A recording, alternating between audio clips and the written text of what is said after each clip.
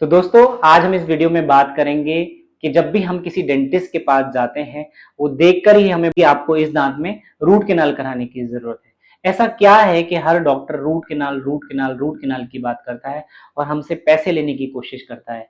तो डॉक्टर साहब क्या आप हमें बता सकते हैं कि ये रूट कैनाल क्या होता है, क्या इसको कराना भी चाहिए कि नहीं, इसके क्या फायदे या क्या नुकसान है। तो शुरू करते हैं इस वीडियो को। इसी जानकारी को आगे बढ़ाने के लिए मेरा नाम है प्रोफेसर डॉक्टर शरद आर्य और इस वीडियो में मैं आपको रूट कैनाल के बारे में पूरी जानकारी देने की कोशिश करूंगा।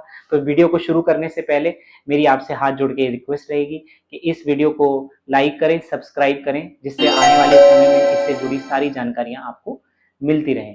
ठीक है, तो चलिए इस वीडियो को शुरू करते हैं। तो दोस्तों मेरी रिक्वेस्ट है आप लोगों से इस वीडियो को बिना स्किप किए पूरा देखें, क्योंकि इसमें बहुत ही महत्वपूर्ण जानकारी हमने दी है। उसके साथ साथ अपने व्यूअर्स के लिए एक गिफ्ट सेशन रखा है। जो भी लोग उस गिफ्ट का फायदा लेना चाहते हैं तो नीचे मैंने कमेंट में उसकी पूरी जानकारी दी है। तो कृपया इस पूरे के पूरे वीडियो को ध्यान से देखें और उसके बीच में मैं कहीं खुलासा करूंगा उस गिफ्ट के बारे में। तो शुरू करते हैं इस वीडियो को। सबसे पहले आपको ये जानना जरूरी है कि रूट कैनाल ट्रीटमेंट का मतलब क्या है। रूट कैनाल ट्रीटमेंट का मतलब है दांतों की नसों का इलाज। दांतों की नसों का इलाज की जरूरत हमें तब पड़ती है जब दांतों के अंदर कीड़े लग जाते हैं। मतलब यहाँ मैंने दांतों की एक संरचना दिखाई है जिसमें सबसे ऊपर वाली लेयर, बीच की लेयर और नीचे की लेयर की जानकारी मैंने दी है। अगर हमारे दांतों में सबसे ऊपरी सतह पर कैविटी या कीड़ा लगता है तो हम उसको क्लीन करके, उस सरफेस को साफ करके उसमें फिलिंग कर सकते हैं। लेकिन अगर ये कैविटी बहुत डीप है और दांतों की नस तक चली गई है तो इससे ये इन्फेक्शन दांतों की नसों से दांतों की जड़ों तक चला जाता है और इससे बहुत तेज दर्द होता है। तो ऐसे केस में डेंटिस्ट एक्सरे करने के बाद इस बात को कंफर्म करते हैं कि हमें इसमें रूट कैनाल करना है। बड़ी आश्चर्य होगा कि जब भी हम डेंटिस्ट के पास जाते हैं तो उसमें से सभी लोग रूट कैनाल की बात क्यों करते हैं। देखिए ऐसा इसलिए होता है कि हम डॉक्टर के पास तब तक नहीं जाते जब तक हमारे दांत में दर्द नहीं होता। तो देखिए जब हमें दर्द होगा तभी हम डेंटिस्ट के पास जाएंगे और उसमें से जितनी बार भी हम एक्सरे करेंगे तो सबसे पहला जो समाधान डॉक्टर के पास मौजूद है वो रूट कैनाल ट्रीटमेंट ही है। तो इसीलिए जब आप डेंटिस्ट के पास जाते हैं तो सबसे पहली जो खर्चे वाली प्रॉब्लम आती है वो रूट कैनाल ट्रीटमेंट ही होती है। देखिए रूट कैनाल ट्रीटमेंट को अगर हमें समझना है तो सबसे पहले जैसा हमने अभी दांतों की संरचना के बारे में समझा, फिर मैं आपको ये बताऊंगा कि रूट कैनाल में इसको कैसे किया जाता है। देखिए रूट कैनाल को समझने के लिए मैंने यहाँ एक वीडियो चलाया है, इसको आप ध्यान से देखेंगे तो दांतों का जो ऊपर का खराब वाला हिस्सा है डॉक्टर उसको पूरी तरह से क्लीन करते हैं। क्लीन करने के बाद जो दांतों के अंदर की जड़ें हैं उन जड़ों को साफ करते हैं और उनकी जड़ों में नीचे तक पूरी क्लीनिंग करते हैं और क्लीनिंग करने के बाद उसमें कुछ डिसइंफेक्टेंट डाल के उसको पूरी तरह से ड्राई करते हैं। जब वो पूरी तरह से ड्राई हो जाती हैं उसके बाद उनके एक्सरेज लेके ये कंफर्म करते हैं कि कहीं पे कोई इन्फेक्शन तो नहीं रह गया है, हमने दांतों की जड़ों को पूरा नीचे तक साफ किया है। क्योंकि हम अपनी आंखों से तो दांतों की जड़ों को देख नहीं सकते, तो इसके लिए हमें डिजिटल टेक्नोलॉजी और डिजिटल एक्सरे की जरूरत पड़ती है। क्योंकि कई बार दांतों की संरचना इतनी जटिल होती है जिनको आंखों से देखना बहुत मुश्किल है। कई बार उसमें बरगद के पेड़ की तरह तीन तीन जड़ें होती हैं तो जिसको हम अपनी आंखों से नहीं देख सकते।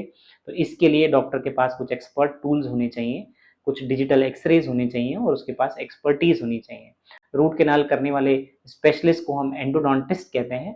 इन लोगों की विशेष एजुकेशन आरसीटी में ही होती है। उन्होंने अपनी ग्रेजुएशन के बाद स्पेशलाइजेशन जो है रूट कैनाल को करने में की होती है। अगर आपके दांतों में ज़्यादा तकलीफ है तो रूट कैनाल करने के लिए जो स्पेशलिस्ट होते हैं उनको एंडोडोंटिस्ट को आप विजिट करके ज़्यादा बेहतर सुविधाएं ले सकते हैं। ठीक है जी। तो मैंने आपको बताया कि दांतों की जड़ों को हम साफ कर लेते हैं, साफ करने के बाद उनके एक्सरेज कर लेते हैं। एक्सरेज करने के बाद उन जड़ों को भरा जाता है। कुछ स्पेशल टाइप की मेडिसिन आती हैं जिनको हम कट्टा पर्चा कहते हैं, उनको सील किया जाता है कि जिससे उनके अंदर दोबारा से इन्फेक्शन ना हो सके। और उसके बाद में दांत के ऊपरी हिस्से पे फिलिंग करके उसके चारों तरफ कैप कर दिया जाता है। अब ये दांत आगे चल के आपको एक नॉर्मल दांत की तरह रहेगा, इसमें कोई दर्द नहीं होने वाला है, आप इससे कुछ भी खाना खा सकते हैं। तो रूट कैनाल की प्रक्रिया बहुत ही आसान है। आज अगर आप मेरे से पूछें, मेरी अपनी फैसिलिटी में रूट कैनाल के लिए मेरे वाइफ जो कि एक एंडोडोंटिस्ट हैं और एक गोल्ड मेडलिस्ट डॉक्टर हैं, वो रूट कैनाल के पूरे प्रोसेस को 30 से 35 मिनट में सिंगल विजिट में बिना किसी पेन के कर सकते हैं। लेकिन अगर आपके पास ये सुविधा आपकी यहाँ पे नहीं मौजूद है तो आपके डेंटिस्ट इसको 2 से 3 विजिट में भी कर सकते हैं। लेकिन उसके बावजूद भी मेरी सजेशन रहेगी कि आप अपने रूट कैनाल को ही कराएं, दांत को ना निकालें, क्योंकि बहुत सारे लोग मुझसे पूछते हैं क्या दांत निकालना सही रहेगा या रूट कैनाल। तो उसके लिए मैंने एक सेपरेट वीडियो यहाँ बनाया है, आप उस पर जाके इस चीज़ को समझ सकते हैं। कई बार लोगों का सजेशन होता है कि मेरे लिए कौन सी फिलिंग ज़्यादा अच्छी है डॉक्टर, क्या मैं फिलिंग करा लूँ तो सब कुछ अच्छा हो जाएगा। देखिए उसका सजेशन ये है कि फिलिंग करना या ना करना ये आपके डेंटिस्ट का डिसीजन है, ये आपका डिसीजन नहीं होना चाहिए। ये आपके दांतों की कंडीशन, आपके साइन एंड सिम्टम्स और आपके एक्सरेज डिसाइड करेंगे कि वहां पर फिलिंग की जरूरत है या नहीं। लेकिन फिर भी अगर आपको फिलिंग्स के बारे में कुछ जानना है तो मैंने उसके लिए एक सेपरेट वीडियो यहाँ पे बनाया है, जिसे आप देख के समझ सकते हैं कि कितनी तरह की फिलिंग्स होती हैं, उनके क्या क्या टाइप हो सकते हैं। ठीक है जी, तो जहां पे रूट केनाल की जरूरत है वहां पे रूट केनाल ही विकल्प है, वहां पर फिलिंग से आप फायदा नहीं कर सकते।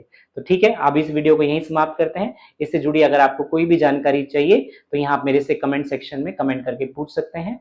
और इसके अलावा मैंने फ्री कंसल्टेशन के लिए आपका अपना नंबर भी नीचे डाला है, जिसपे आप व्हाट्सएप करके अपनी अपनी इमेजेस को भेज सकते हैं और मेरे से अपने सवाल पूछ सकते हैं। लेकिन मेरे पास बहुत सीमित समय होता है, तो हो सकता है कि उसका जवाब आने में थोड़ा समय लग जाए।